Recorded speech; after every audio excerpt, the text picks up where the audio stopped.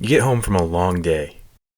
Finally done with having to deal with the stress of work or school, you just want to relax and lose yourself in one of your favorite hobbies.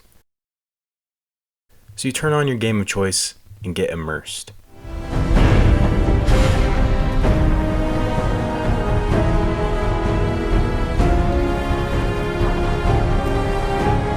I got word of a settlement that needs our help.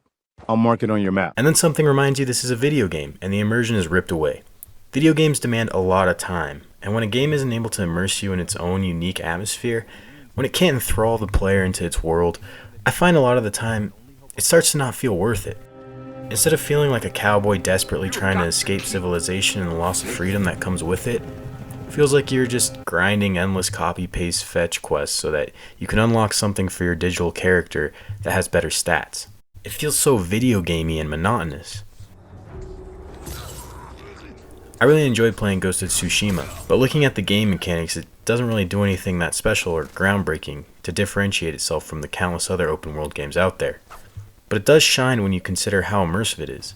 The world of Ghost of Tsushima is obviously identifiable as its own, with its vibrant colors, flowing foliage, and leaves fluttering in the wind, all keeping your eyes entertained and hungry for more as you traverse from one objective to the next.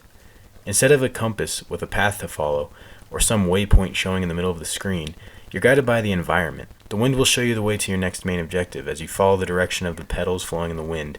A bird might catch your eye, and you may decide to follow it because they know all the secrets of the island. That bird might lead you to a beautiful spot where you can perform a haiku to unlock a new headband, or a shrine to traverse to unlock stat-enhancing charms, or a storyteller whose tale might give you a clue to learning unique sword techniques, or a fox who will lead you to a shrine.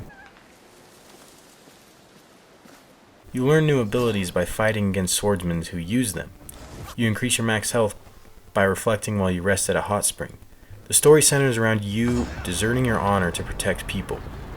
Everything from the main story to the side quests to increasing your character stats to how you explore the island is designed to complement the atmosphere of being a Japanese samurai defending against the Mongol invasion.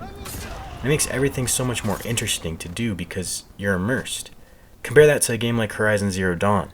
Yeah, the world is nice to look at, but when the gameplay loop just turns into go to this question mark on the map so that you can get a quest to get to this other spot on the map and fight some enemies and then go back to the original question mark and get your reward, the illusion of immersion is gone. I felt like I was just playing that game to pass time instead of enjoy it, and the experience could have been replaced with any other Ubisoft open world game with copy and paste content. Fallout New Vegas was another game that absolutely nailed the atmosphere for me. The combination of a unique take on the post-apocalyptic world, blended with the Las Vegas Strip, interesting politics from different factions, some silliness in the wild wasteland, some darker tones with experimentation in the vaults, and a wonderful soundtrack created such an interesting world to explore. I would spend hours at a time listening to the radio on my Pip-Boy and setting off to explore every location on the map. So you would think Fallout 4 would be the same experience, right? Well, they decided to add these very video gamey mechanics to the game, like endless quests from Preston Garvey or crafting benches. And it wouldn't be a big deal, but the game kind of focuses on these mechanics a lot. Now instead of just exploring the wasteland because I'm interested in a cool looking location and looking for hidden lore there, I'm exploring every location just looking for desk fans because I need screws to upgrade or craft something. Pulls the focus away from the experience of the atmosphere. Red Dead 2 really sets itself apart in the effort taken to immerse the player.